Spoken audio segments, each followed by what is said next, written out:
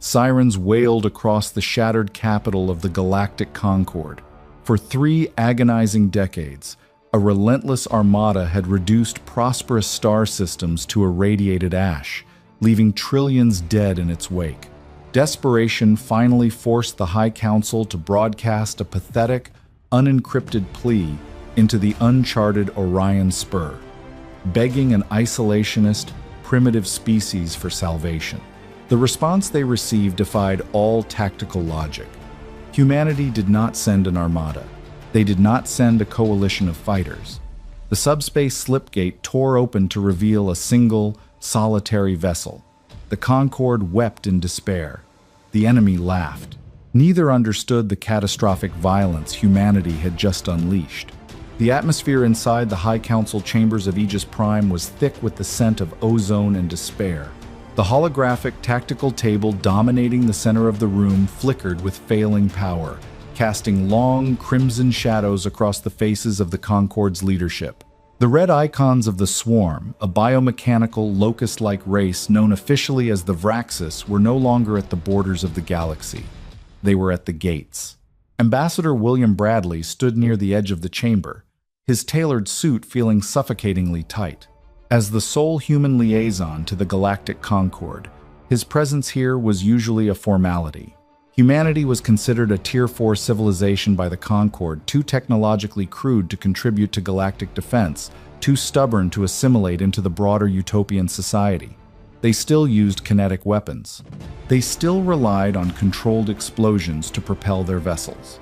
To the highly evolved species of the Concorde, who utilized elegant plasma weaves and harmonious zero-point energy, Earth was a brutal, industrial backwater. Sector 7 has fallen, an automated voice chimed, devoid of the panic that gripped the room. Casualty estimates: 4 billion. Prime Minister Winston, a localized Western translation for the avian-like alien leading the Concorde, slumped into his dais. His feathers were ruffled and dull, a physical manifestation of the crushing defeat. "There is nothing left," Winston whispered, the translator implant in Bradley's ear conveying the absolute hopelessness in the alien's tone. "Our fleets are dust. The Aegis defense grid will collapse in 72 hours. We must evacuate the archives and prepare for extinction." Bradley stepped forward, his voice cutting through the murmurs of defeated politicians. "Prime Minister, Earth has not yet answered the distress call. You sent the hypercom transmission 3 days ago. We must wait." A 4-armed senator scoffed from the upper tiers. "Wait for what, Ambassador Bradley? For your people to arrive in their combustion engine tin cans? The Vraxis shields absorb our highest yield antimatter torpedoes. What will humanity throw at them? Rocks? If my government promises aid, they will deliver," Bradley said, though internally, his stomach churned. He knew Earth's military capabilities better than anyone. They didn't have thousands of sleek cruisers.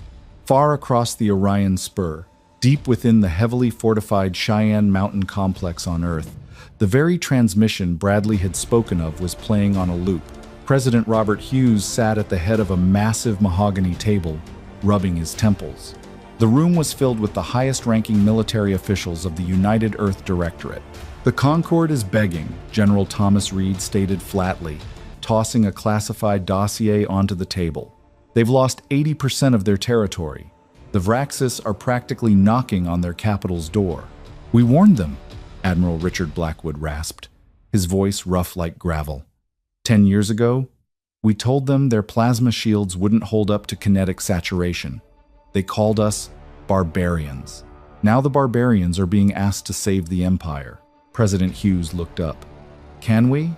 General, Admiral, if this swarm breaches the Concorde, Earth is next. We have the distance, but not the numbers. What is the status of the Black Book projects?" General Reed exchanged a heavy look with the Admiral. DARPA and the Lockheed Martin Space Division finished the retrofit on the UNS Oppenheimer last week. Raytheon integrated the new reactor core. "It's operational, Mr. President." A heavy silence fell over the room.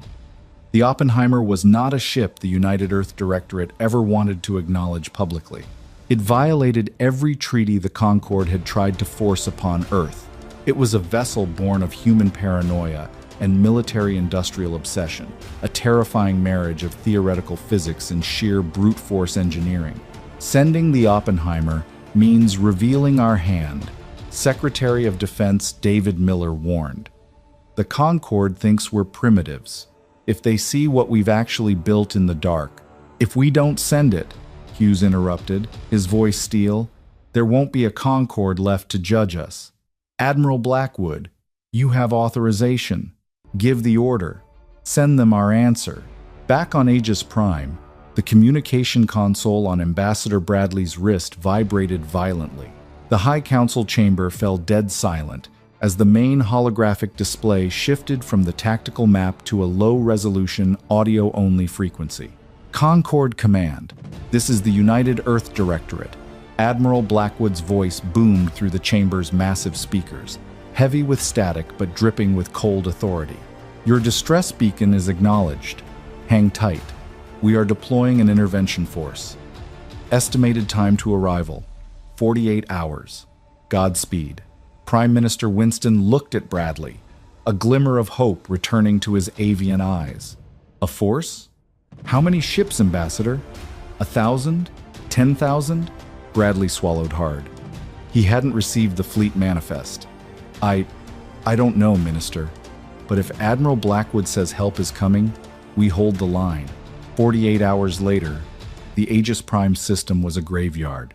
The elegant, silver-hulled ships of the Concorde Defense Fleet floated as lifeless, molten slag in orbit. The Vraxis swarm had arrived in numbers that defied comprehension. Millions of dark, jagged vessels swarmed like an angry hive, methodically breaking down the planetary shields of the capital. Inside the Planetary Command bunker, Commander Silas Wright, a human tactical advisor assigned to the Concorde military, stared at the sensor feeds. The atmospheric scrubbers were failing, and the bunker smelled of copper and smoke. Shields at 12%, reported Communications Officer Jenkins, her hands flying across her holographic terminal. The Vraxis dreadnoughts are charging their main batteries. Commander, this is it. Where the hell is the Earth fleet? Silas muttered under his breath, gripping the edge of the console until his knuckles turned white. Warning. Massive subspace anomaly detected, the AI's voice suddenly announced, overriding the chaotic chatter in the bunker. Coordinates. Sector Alpha 0. Proximity alert. Above the planet, the vacuum of space began to warp.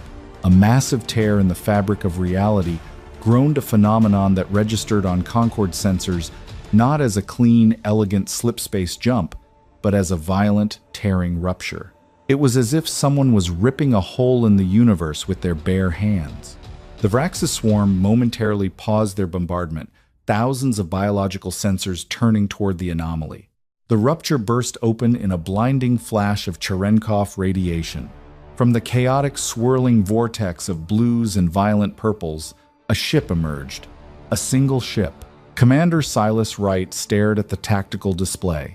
He blinked, thinking the sensors were damaged. Recalibrate the scanners. Where is the rest of the fleet? Scanners are functioning perfectly, sir, Jenkins whispered, her voice trembling. That is the fleet. It's just one ship. A collective groan of despair echoed through the Concorde bunker. Prime Minister Winston, watching from the diplomatic feed, buried his face in his hands. One ship. Humanity sent a single ship to fight 1,000,000. We are dead. But Silas wasn't looking at the numbers anymore. He was looking at the telemetry data of the vessel that had just entered orbit, and the color drained from his face. The UNS Oppenheimer was not designed for beauty. It had no sweeping aerodynamic curves, no glowing plasma sails, no elegant spires. It was a 15-kilometer-long slab of brutalist architecture. It looked like a massive, floating fortress forged from nightmares and industrial steel.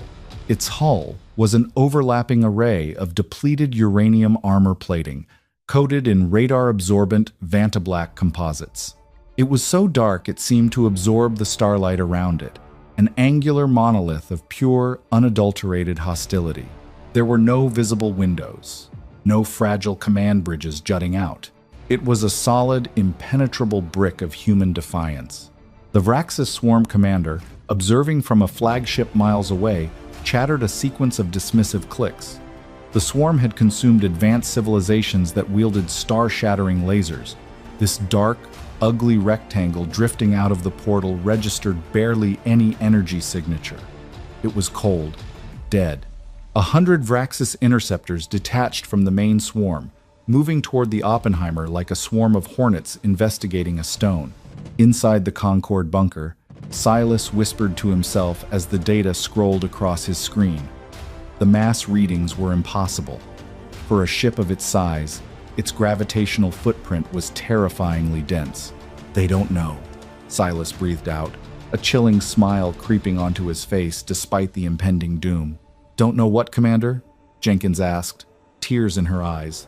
The Concorde uses energy shields and plasma. The Vraxis adapted to absorb heat and energy, Silas explained, his voice rising in an almost manic awe. But humans never stopped throwing rocks.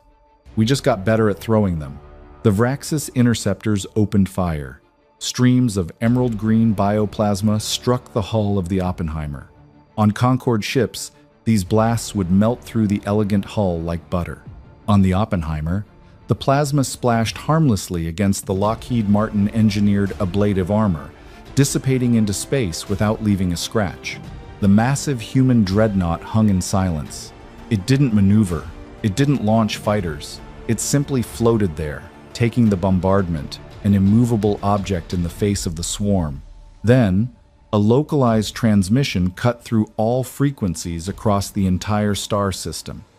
It wasn't an encrypted military channel. It was an open broadcast, booming into the cockpits of Concorde survivors and echoing in the command bunkers of the planet below.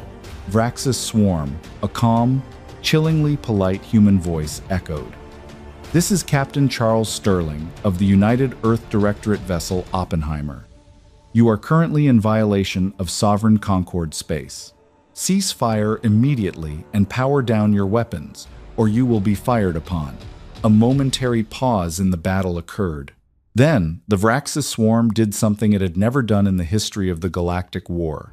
Millions of biomechanical ships simultaneously pulsed their bioluminescent engines in a synchronized pattern. The Concorde translation AI deciphered the pulse pattern instantly. Laughter. The Vraxis were laughing. Deep within the armored core of the Oppenheimer, buried beneath 50 meters of solid titanium tungsten plating, Captain Charles Sterling sat in the command throne. The Combat Information Center was bathed in a dim, tactical red light. There were no windows, only an array of high-fidelity screens projecting the battlefield outside. The dull thud of Vraxis plasma blasts against the outer hull sounded like distant raindrops. Sir, they are ignoring our hail, reported Communications Officer Benjamin Carter. Enemy formation is shifting. They're breaking off a cruiser detachment. Approximately 500 vessels moving to intercept and board us. Sterling sighed, adjusting his collar. Well, we gave them a chance to surrender. The bureaucracy back home will be pleased we followed protocol.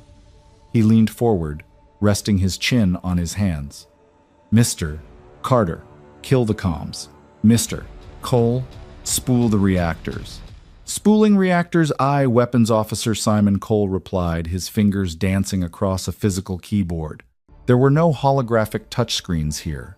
Human engineers preferred the reliability of mechanical switches when dealing with apocalypse-level weaponry, bringing the Raytheon zero-point cores online. To the galaxy observing outside, the Oppenheimer was a dormant brick, but internally, the ship was a caged god.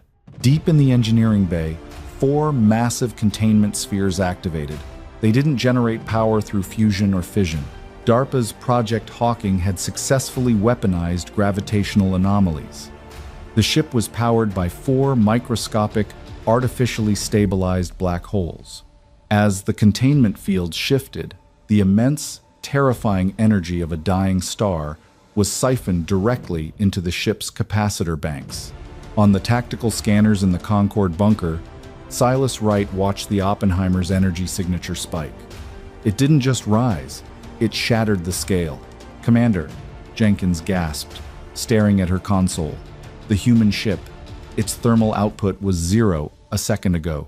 Now, it's registering a power output equivalent to a small star. The gravity shear is warping the space around it. In orbit, the Vraxis cruiser detachment closed the distance to the Oppenheimer, preparing to deploy boarding pods. They expected to carve through the hull and slaughter the primate crew inside. "Target the lead swarm formation," Captain Sterling ordered, his voice devoid of emotion. "Unlock the spinal mount. Prepare a Class A kinetic slug. Let's show them what a Mac gun really is." The Oppenheimer was not merely a ship carrying weapons. The ship was the weapon. Its entire 15-kilometer length was built around a magnetic accelerator cannon, a railgun of such incomprehensible scale that standard physics began to break down when it fired. Along the dark hull of the massive dreadnought, heavily armored blast doors began to slide open, revealing a cavernous, glowing barrel that ran the entire length of the ship. Arc lightning danced around the muzzle as electromagnetic coils the size of skyscrapers began to charge. "Magnetic coils at maximum," Cole reported. "Round is loaded. 3,000-ton depleted uranium slug, coated in an antimatter reactive shell." "Sir, we are hot." "Fire," Sterling commanded. There was no sound in the vacuum of space, but the sheer force of the Oppenheimer's weapon displaced the local gravitational field so violently that ships within a 1,000-mile radius were physically shoved backward. The 3,000-ton solid slug was accelerated to 0.05% the speed of light in a fraction of a second. It exited the barrel not as a projectile, but as a blinding beam of pure kinetic energy. It struck the center of the Vraxis cruiser formation. Energy shields, designed to disperse heat and plasma, are useless against raw, unstoppable momentum. The kinetic slug didn't just pierce the lead Vraxis dreadnought. It turned the ship into a cloud of subatomic dust instantly. The shock wave of the impact, a concussive blast of displaced space-time and shattered armor, rippled outward. The slug didn't stop. Traveling at relativistic speeds, it tore through the second ship, the third, the 10th, the 50th. A perfect, straight line of absolute annihilation was drawn through the center of the Vraxis swarm. 500 enemy vessels simply ceased to exist, erased from reality in less than 2 seconds. The immense recoil of the weapon fired reverse thrusters across the Oppenheimer's hull, the massive ship shuddering violently as it absorbed the kickback of its own godlike attack. Down on Aegis Prime, dead silence fell over the bunker. The holographic table showed a massive, empty void running right through the densest part of the Vraxis fleet. It was as if an eraser had been taken to the tactical map. Prime Minister Winston dropped his datapad. His beak hung open in stunned, horrified silence. By the ancestors. What was that? "That, Minister," Silas Wright said, a grim sense of pride swelling in his chest, was a bullet. The Vraxis swarm, previously a hive of calculated, mechanical precision, was thrown into utter chaos. The loss of 500 cruisers in a single microsecond broke their command algorithms. The laughter had stopped. Aboard the Oppenheimer, Captain Sterling watched the tactical feed update. The enemy fleet was scattering, trying to reevaluate this impossible threat. "Main gun cycling," Cole reported, wiping a bead of sweat from his forehead. "Cooldown will take 3 minutes." "We don't have 3 minutes," Sterling replied calmly. "They'll swarm us before we can fire the Mac again. Disengage the safeties on the secondary batteries. Wake up the broadside AI. It's time to show them what happens when humanity gets off a leash." Along the flanks of the massive, brutalist dreadnought, thousands of heavy steel hatches blew off their explosive hinges. From the dark recesses of the Oppenheimer, row upon row of massive artillery cannons, missile silos, and point defense rotary guns emerged, bristling against the void of space like the quills of a mechanical beast. "We're surrounded, Captain," Carter noted, though his tone was entirely professional. Sterling smiled, a cold, predatory grin. "Good. That means we can fire in any direction." The Vraxis swarm, an entity that operated on pure, calculating hive logic, took exactly 4 seconds to process the annihilation of 500 cruisers. Then, it reacted.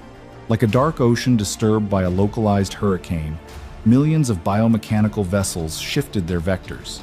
They abandoned their orbital bombardment of Aegis Prime entirely, recognizing that the true existential threat was the dark, ugly monolith floating in their midst. They converged on the UNS Oppenheimer, creating a three-dimensional sphere of enclosing death. In the Concorde planetary bunker, the holographic tactical display was a terrifying sight.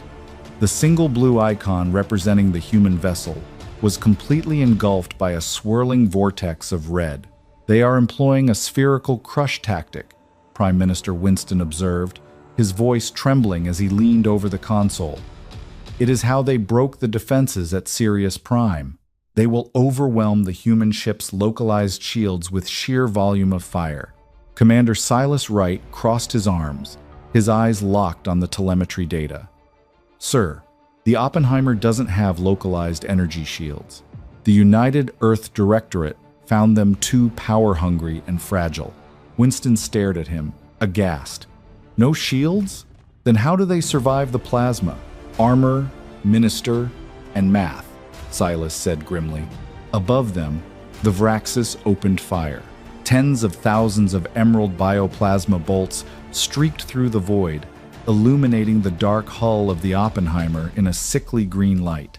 The sheer heat of the concentrated bombardment began to raise the temperature of the depleted uranium hull, but the Lockheed Martin ablative composites did exactly what they were engineered to do. They vaporized layer by microscopic layer, safely carrying the heat away from the ship's internal superstructure. Inside the Oppenheimer's Combat Information Center, the ship vibrated with a continuous, low-frequency hum, hull temperature rising, but well within tolerances. Chief Engineer David Collins reported over the intercom, his voice steady. "Ablative shedding is nominal." Captain Charles Sterling didn't even look at the damage reports. His eyes were on the approaching red swarm. "Mr. Cole, they are within optimal range. Let them have it." "Aye, Captain."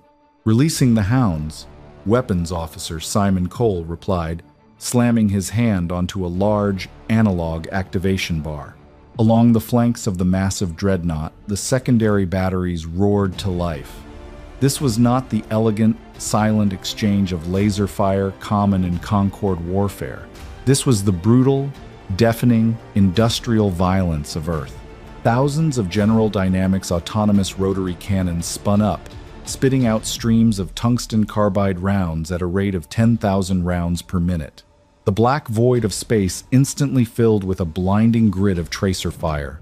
The Vraxis fighters, unaccustomed to physical projectiles, flew directly into the wall of lead.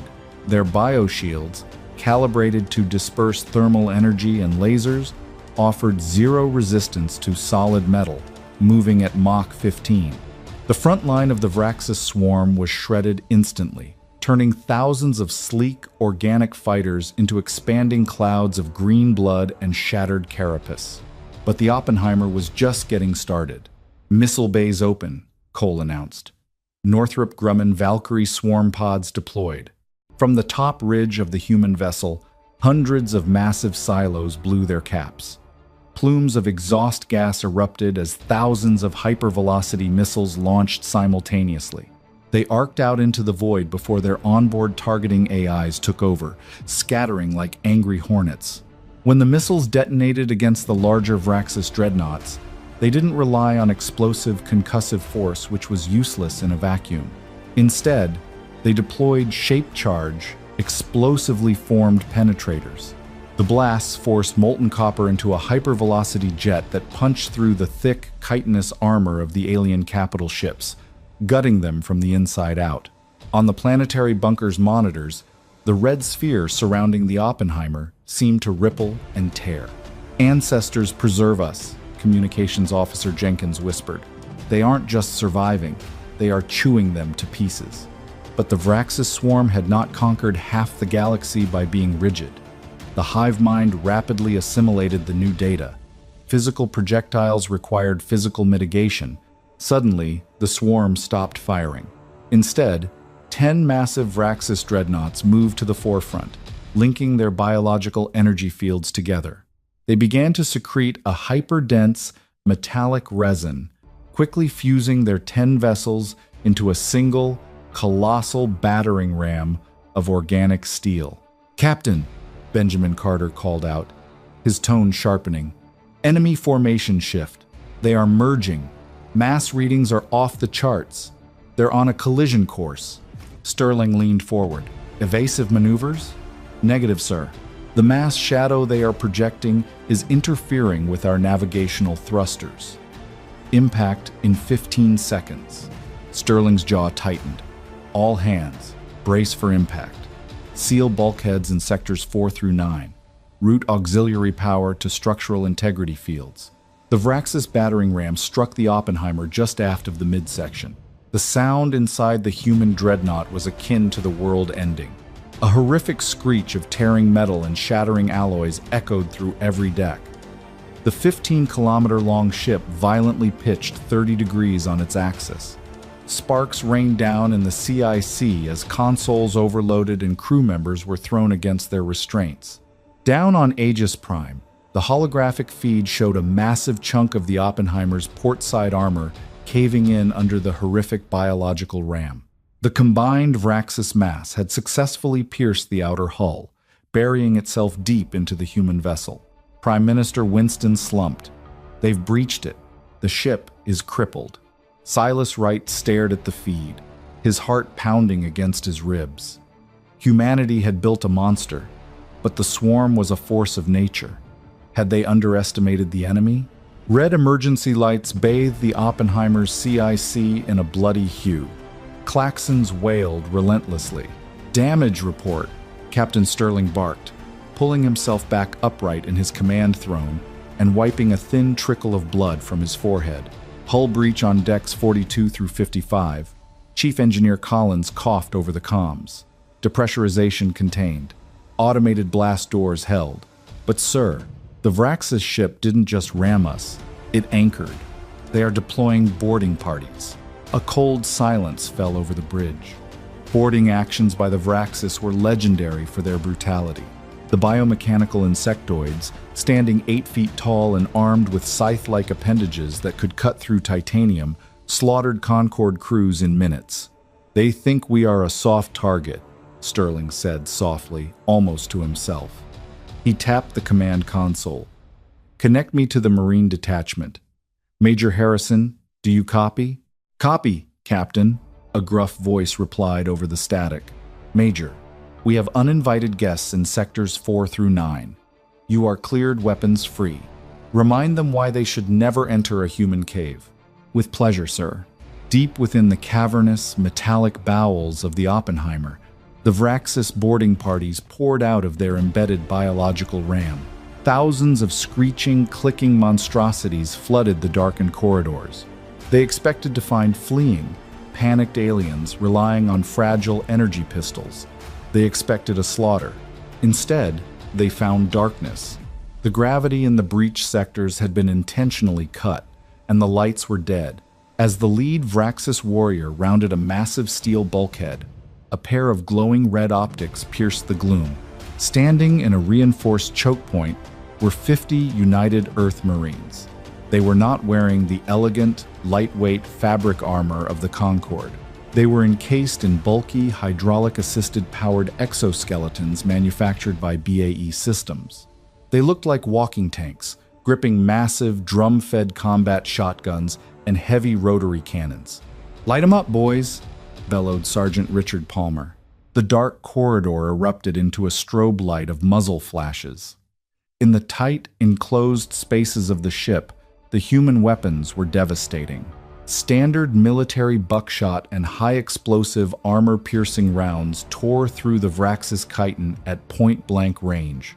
The air filled with the deafening roar of gunfire and the sickening crunch of shattering alien carapace. The Vraxis warriors lunged, their scythes striking out. A blade slammed into Palmer's chest plate, scraping a massive gouge through the armor, but failing to pierce the high-density ceramic plating beneath. Palmer didn't even flinch.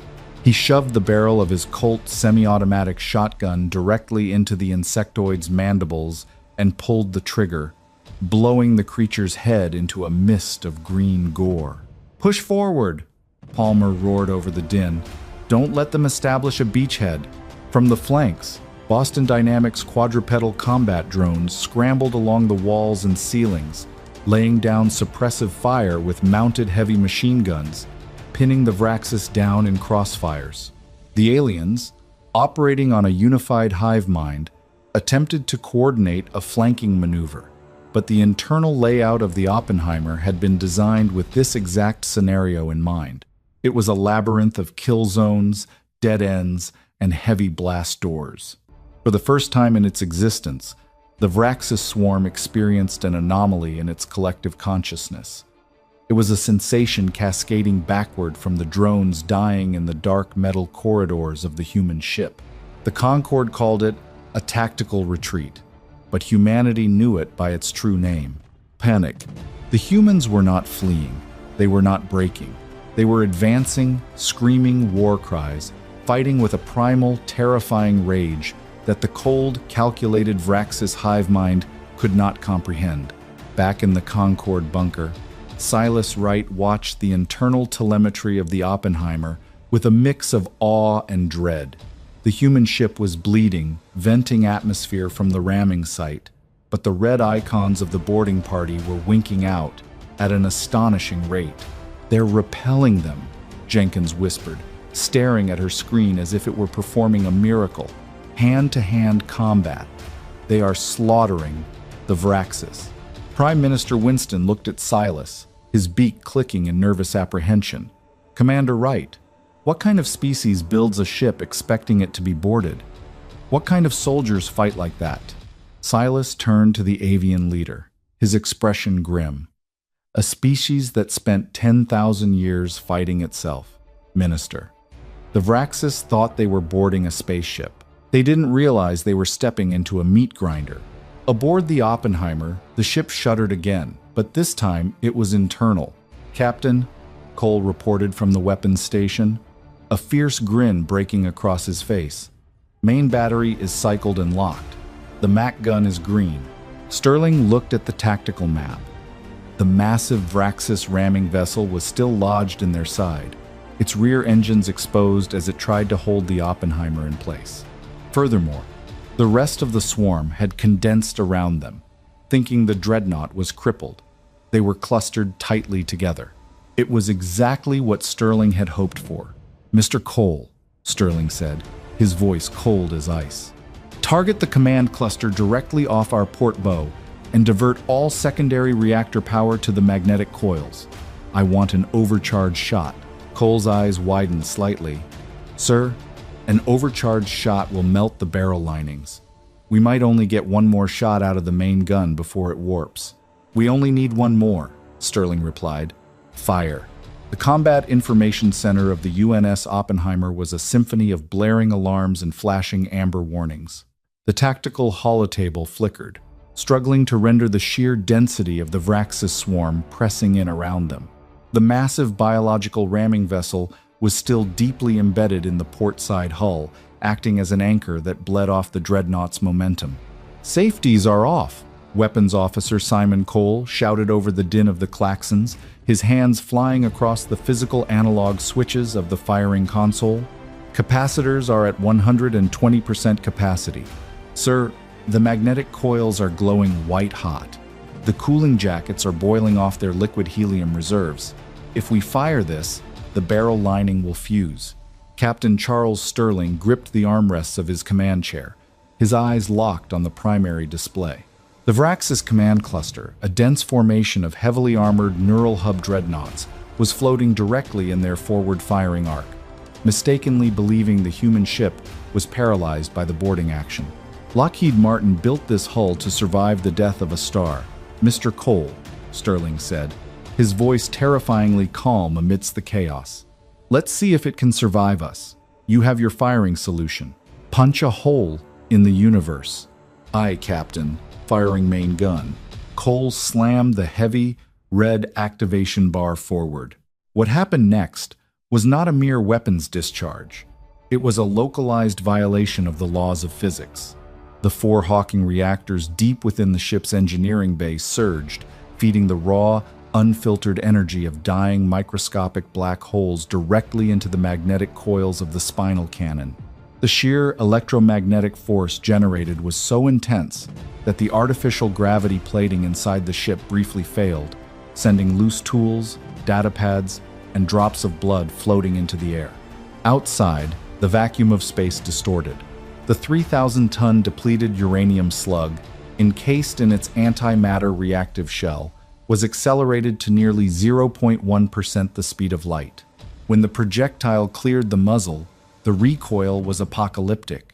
The UNS Oppenheimer, a vessel weighing millions of tons, was violently shoved backward by the kinetic kickback. The massive Vraxis ramming vessel, still lodged deep inside the port hull, could not withstand the sudden, immense shear force. The alien ship was literally torn in half, its biological spine snapping with a silent, catastrophic rupture. Green ichor and thousands of Vraxis boarders were instantly vented into the freezing void of space as the aft section of the alien ship tore away. Down in the dark corridors of the breached decks, Sergeant Richard Palmer and his Marines were suddenly thrown to the deck as the ship violently lurched. The gravity flickered, and for a terrifying second, they were weightless amidst the floating, mangled corpses of the Vraxis warriors. Then the gravity slammed back down, pinning them to the floor just as the bulkheads sealed shut, locking the remaining boarders in decompressed, freezing tombs. In orbit, the overcharged slug crossed the distance to the Vraxis command cluster in a fraction of a microsecond. There was no explosion. Explosions require atmosphere. There was only a blinding flash of Cherenkov radiation and pure, unadulterated annihilation. The kinetic energy of the impact was so great that it instantly bypassed the liquid state entirely, turning the dense, chitinous armor of the Vraxis command dreadnoughts into a massive, expanding cloud of superheated plasma and subatomic dust. The shockwave, a terrifying ripple of displaced space-time and shattered armor plating, expanded outward like a tidal wave. It caught hundreds of smaller Vraxis fighters and frigates in its wake, crushing their delicate biomechanical structures like dry leaves in a hurricane. The command cluster was simply gone. A massive, gaping void now existed in the center of the swarm's formation. Inside the planetary command bunker on Aegis Prime, Commander Silas Wright shielded his eyes from the glare of the monitors. The sensor arrays were screeching, struggling to comprehend the massive spike in kinetic and thermal energy. Did they hit it? Prime Minister Winston stammered, his feathers flattened against his body in sheer terror. They didn't just hit it, Silas whispered, staring at the empty space on the tactical map where the enemy leadership had just been. They erased it from existence. "Sir!" Communications Officer Jenkins cried out, pointing at a secondary monitor. "The human ship! It's taking critical damage." On the screen, the Oppenheimer was bleeding. The overcharged shot had completely melted the internal magnetic coils. Plumes of superheated gas and molten tungsten were venting violently from the front of the ship.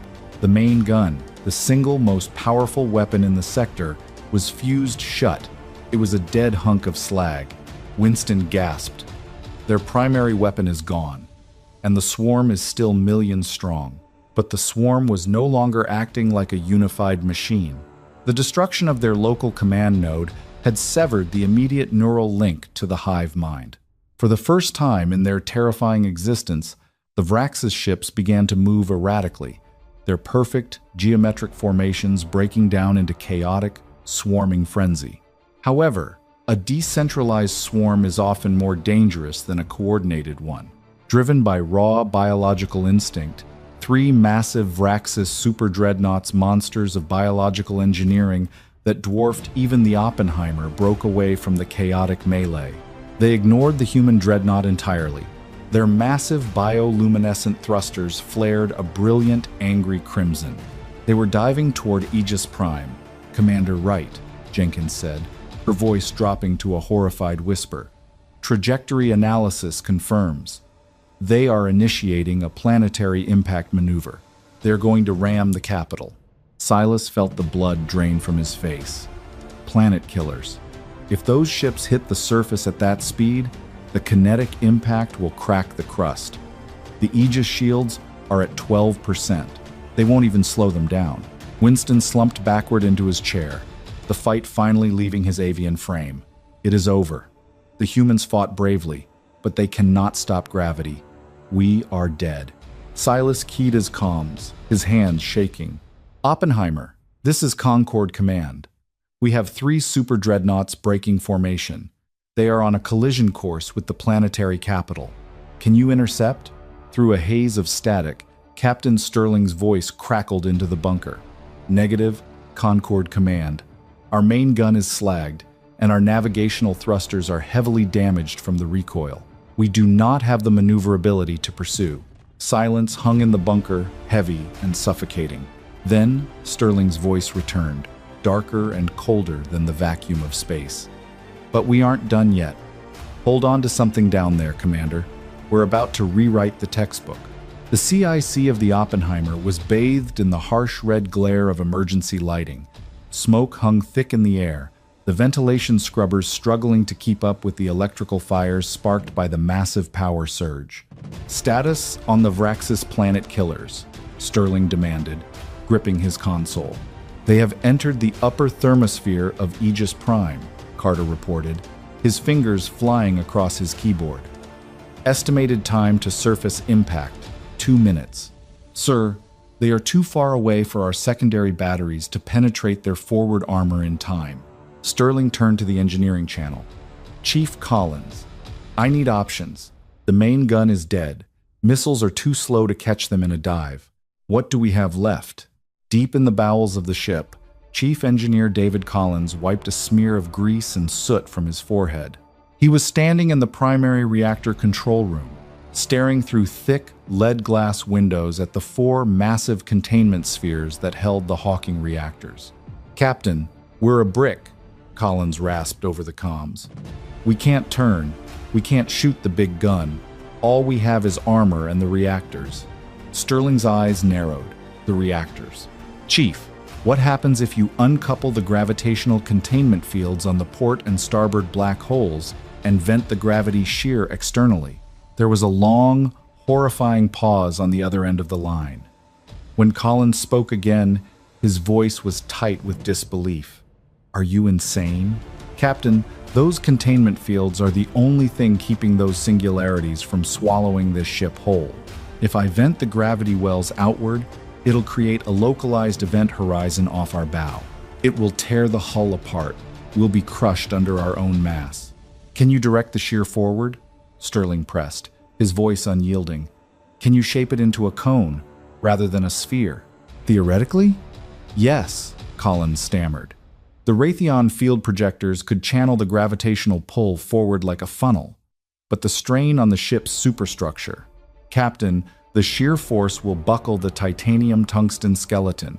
We'll be ripping ourselves in half to pull them backward. Do it, Sterling ordered. Route all auxiliary power to the structural integrity fields. Seal the forward bulkheads. We are not letting this planet die today. God help us, Collins muttered. Uncoupling containment fields, projecting gravity shear. Now, inside the planetary bunker on Aegis Prime, Commander Silas Wright and Prime Minister Winston were watching the monitors as the 3 Vraxis super dreadnoughts plunged through the atmosphere.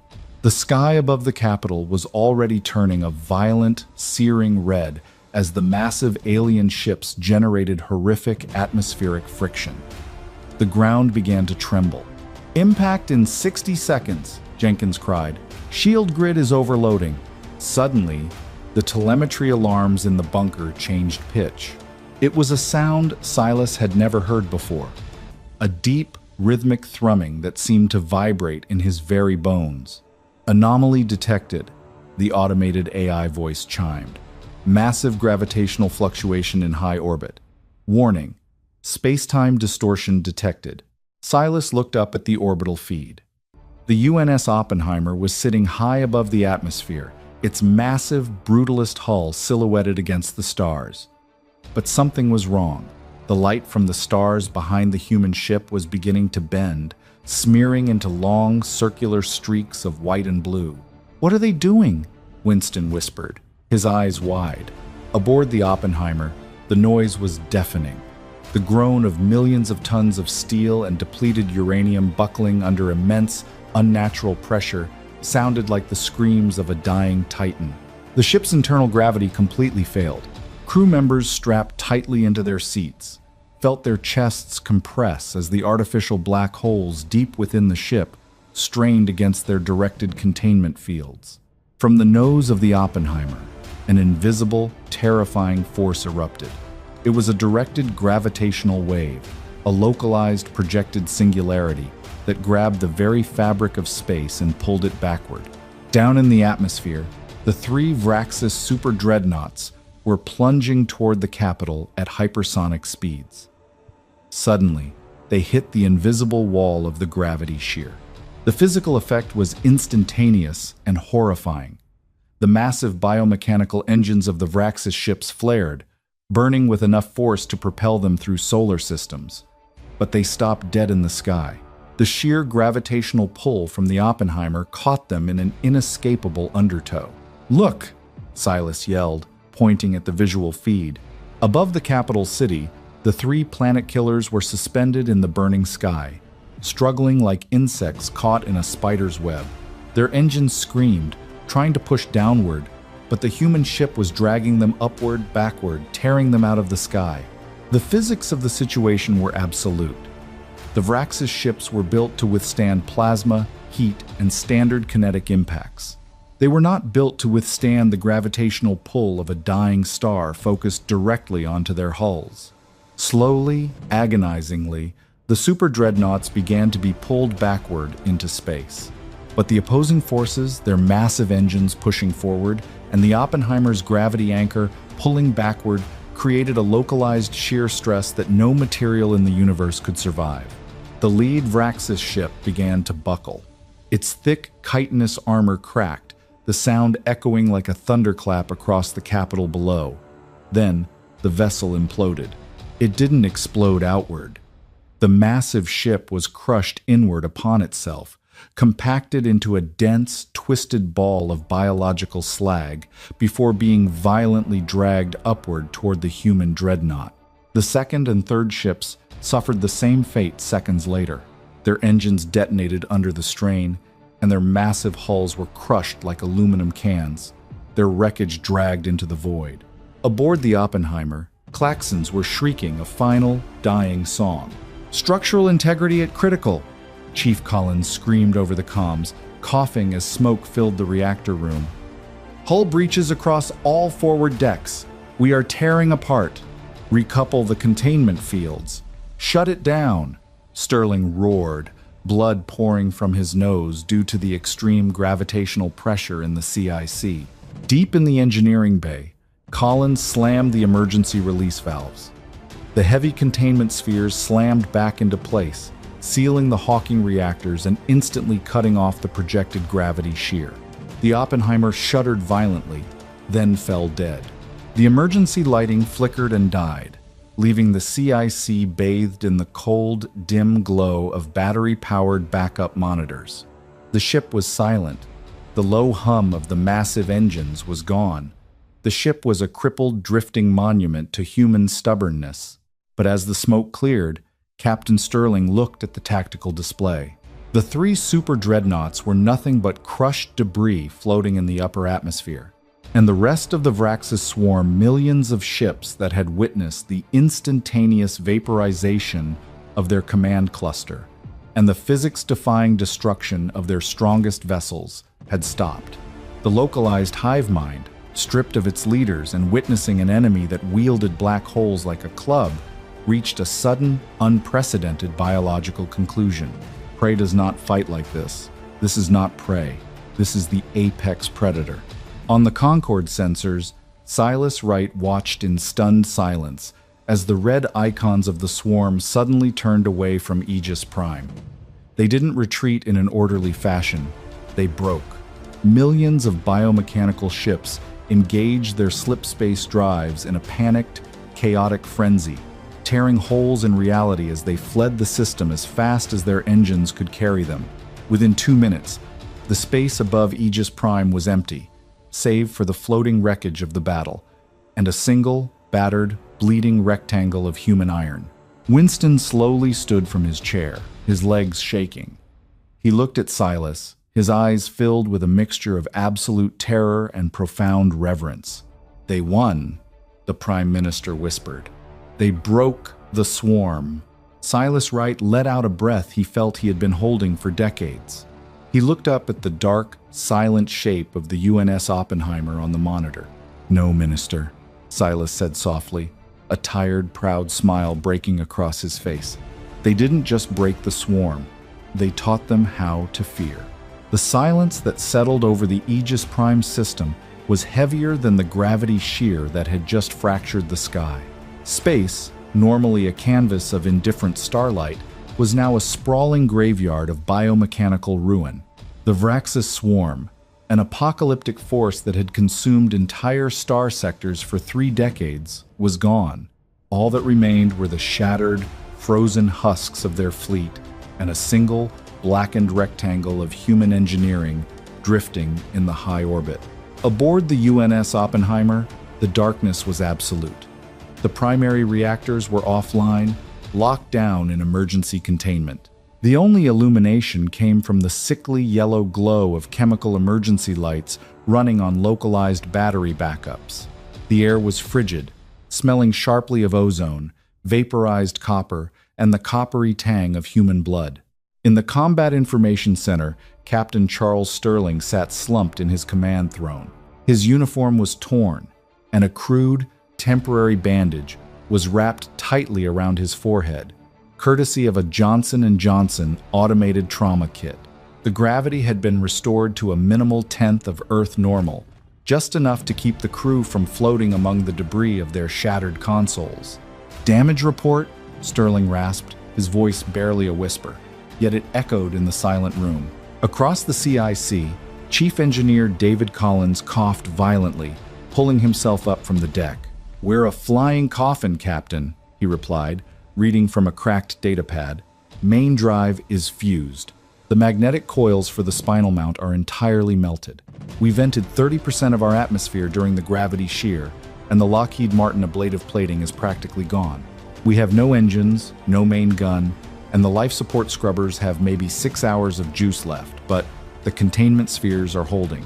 Sterling allowed a grim, exhausted smile to touch his lips. "Casualties? Medical bay is overflowing." Communications Officer Benjamin Carter reported from the dark corner of the room. "Siemens Healthineers automated surgical pods are operating at maximum capacity. We lost 84 Marines in the boarding action, another 120 crew members to the inertial shocks. But sir, we're alive. The swarm is gone." Outside, sleek, silver shapes began to navigate through the orbital debris. The Concord defense grid, battered but functional, had dispatched emergency triage frigates. They moved toward the Oppenheimer with extreme caution, like small birds approaching a sleeping, wounded dragon. Down on Aegis Prime, Prime Minister Winston and Commander Silas Wright boarded the first diplomatic transport. The avian leader's hands were shaking as the shuttle broke atmosphere. He had just witnessed a single vessel rewrite the laws of physics and break the unbreakable enemy. He needed to look the humans in the eye. When the Concorde shuttle docked with the Oppenheimer's surviving starboard airlock, the contrast between the two civilizations was jarring. The Concorde boarding party, clad in elegant, spotless white environmental suits, stepped into a corridor that looked like the belly of an industrial slaughterhouse. The walls were scorched black. Spent tungsten carbide casings littered the floor, clinking beneath their boots. Every few yards, a heavily armored Boston Dynamics quadrupedal combat drone stood rigidly on guard, its optical sensors glowing a dull, menacing red as it tracked the Concorde diplomats. "Ancestors, preserve us," Winston whispered, his translator implant struggling to convey the sheer horror in his tone. Piled in the corners of the massive steel corridors were the mangled, frozen corpses of Vraxis boarders, their chitinous armor blown to pieces by human kinetic weaponry. They were escorted to the CIC by a pair of massive, blood-spattered United Earth Marines in powered exoskeletons. When the blast doors parted, Winston and Silas stepped into the command center. Sterling slowly pushed himself to his feet, ignoring the searing pain in his ribs. He offered a crisp, perfectly executed salute. "Prime Minister, Commander Wright, apologies for the mess. We'd offer you coffee, but the mess hall is currently exposed to the vacuum of space." Silas stared at the captain, a profound sense of awe washing over him. "Captain Sterling, you saved the capital. You saved the Concorde." Winston stepped forward, bowing deeply, his feathers ruffling in a gesture of absolute submission and respect. "Captain, words cannot express the debt the galaxy owes your species. We thought you were primitives. We thought your reliance on metal and explosions was a weakness. We were fools. The sheer magnitude of resources Earth must have expended to build a warship of this power. It is staggering." Sterling exchanged a brief, puzzled look with Chief Engineer Collins. Winston continued, his voice trembling slightly. "To construct a vessel like this, to harness black holes as a weapon of war, it must have drained your entire planetary economy. We will, of course, provide full financial and industrial reparations to Earth. We understand that sending your entire armada's worth of strength in a single ship was a massive gamble." A low, grating sound echoed from the corner of the room. It took Silas a moment to realize that Major Harrison, the Marine commander standing in the shadows, was laughing. Sterling cleared his throat, wiping a smear of soot from his cheek. "Minister, I think there's been a slight misunderstanding regarding the Oppenheimer." Winston blinked his large avian eyes. "Misunderstanding?" "Yes," Sterling said, stepping down from the dais and leaning heavily against a plotting table. "You see, the United Earth Directorate didn't send a frontline warship. The military-industrial complex didn't have time to reroute the heavy dreadnoughts from the outer colonies." Silas felt his stomach drop. "What do you mean, Captain? If this isn't a warship, then what is it?" "The Oppenheimer is a retrofitted Class 3 deep space asteroid cracker," Sterling stated flatly. "It belongs to the SpaceX orbital mining fleet. It's a commercial digger used to hollow out planetoids in the Kuiper Belt. We just strapped General Dynamics rotary cannons to the hull, reinforced the frame with depleted uranium, and let DARPA wire their experimental Hawking reactors into the mining laser's magnetic rails." Dead silence filled the CIC. The only sound was the hum of a dying battery pack. Winston stared at Sterling, his beak hanging open. A mining vessel? You broke the apex predators of the galaxy with civilian mining equipment? "We are a very resourceful people, Minister," Sterling said coldly. "But, to be perfectly clear, Earth's actual military fleet, the warships currently being completed at the Newport News orbital shipyards, they don't use retrofitted mining lasers. And they don't play nice." Silas Wright felt a cold sweat break out across his neck. He realized, in that terrifying moment, that the Vraxis swarm had not been the monsters of the galaxy. They had simply been the pest control problem that finally annoyed the real monsters into waking up. The Aegis Prime system was physically silent, but the broader galactic map was screaming.